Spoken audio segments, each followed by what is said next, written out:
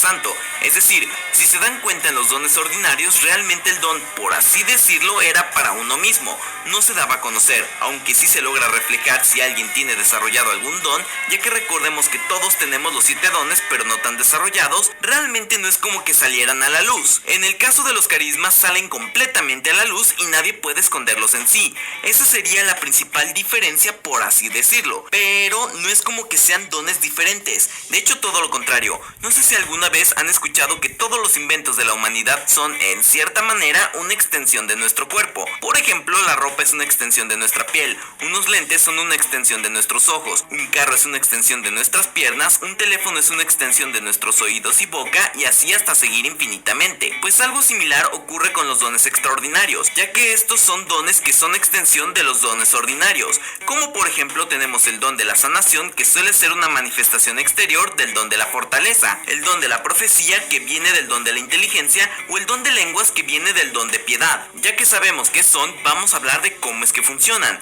y lo primero que debemos de entender es que, a diferencia de los dones ordinarios, los dones extraordinarios no son ni un requisito ni es obligatorio para el crecimiento espiritual o para ganar la santidad. La realidad es que ni siquiera los escoge uno, simplemente Dios da estos dones en momentos y en circunstancias determinadas. Es más, incluso es probable que si recibes un don extraordinario, lo uses una vez y ya, caput, no volverá a ocurrir. Como lo comenté, estos dones pueden ser temporales, aunque también pueden ser algo más constantes. Un día estás hablando en lenguas y el día siguiente no. Un día sanas a una comunidad entera y el día siguiente no. Todo realmente depende de cómo decida actuar el Espíritu Santo y cómo decida manifestarse en cada una de las situaciones. Así que si no tienes dones extraordinarios o si tenías uno y ya no lo tienes, no debes de sentirte mal ni nada por el estilo, porque les repito que uno no es más ni menos santo por tener o por no tener un don extraordinario.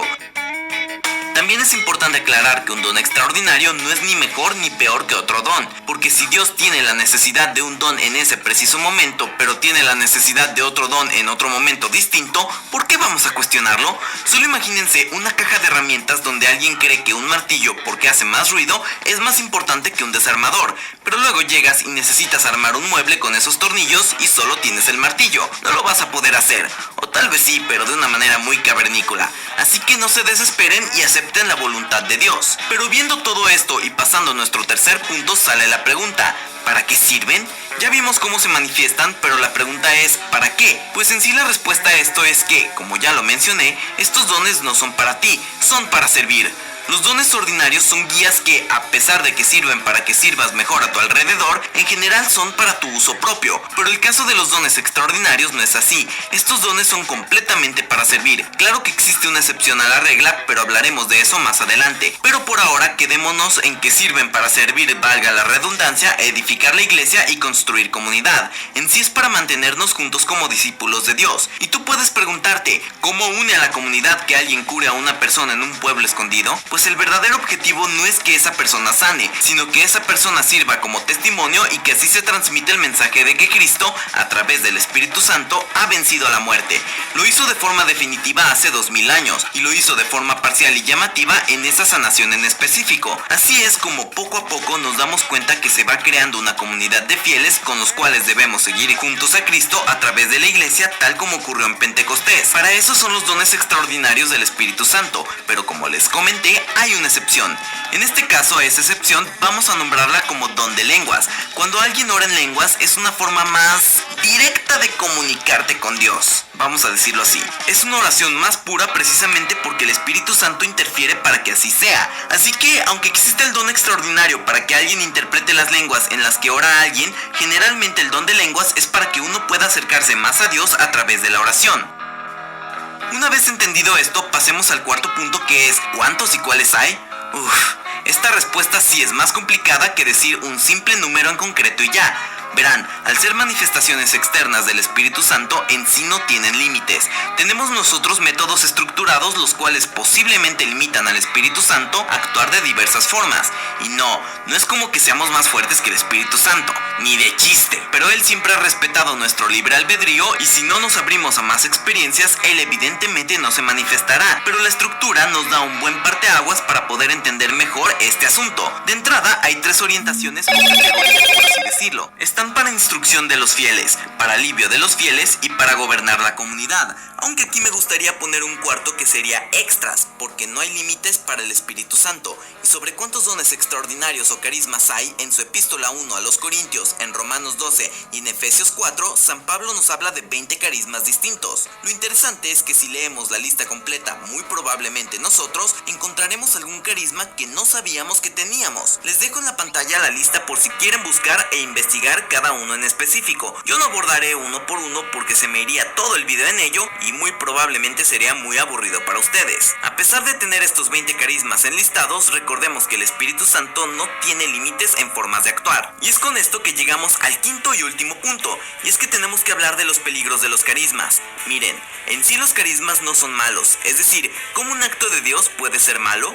Pues no. Pero nuestra interpretación de ellos es muy peligrosa. ¿A qué me refiero con esto? Pues que todo esto de los dones extraordinarios y carismas suele darse mucho para la superstición. Recuerden que esto se trata de fe y no de superstición. Y les pongo un ejemplo. El padre Emiliano Tardif un día estaba oficiando misa en una comunidad y se quitó su saco y lo puso en una silla. El problema es que al volver se dio cuenta de que ya no tenía botones su saco. Esta comunidad se quedó con los botones como reliquias. Eso es superstición. Realmente no entienden que la sanación o los milagros que puedan suceder vienen de Dios, no de unos botones insignificantes.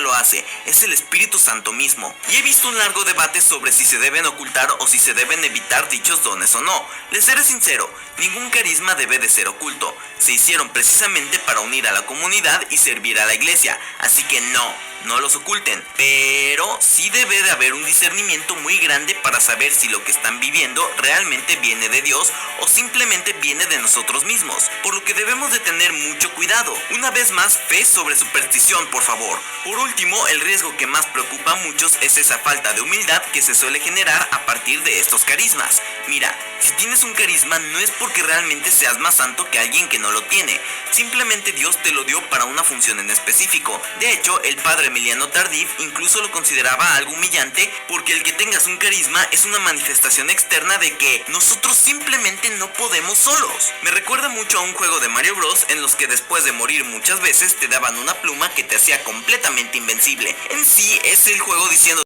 cosas que suceden todo el tiempo en la iglesia, son realmente algo ordinario y debemos de acostumbrarnos a ello, porque si no podemos cometer el error de enaltecer lo que no se debe de enaltecer como los signos o los amuletos, y a la vez puedes minimizar cosas que al ser supuestamente ordinarias le quitas la importancia que tiene, tal como lo es la misma Eucaristía o un momento íntimo con Dios en oración. Así que por más llamativos que sean los carismas del Espíritu Santo, no olviden que tenemos formas de acercarnos a Dios de maneras igualmente impresionantes que están al alcance de nuestra vida cotidiana. Y de la misma manera, si te interesa saber la realidad de por qué Dios inventó el sexo, te dejaré esa serie de videos aquí en las pantallas finales. Y ya saben,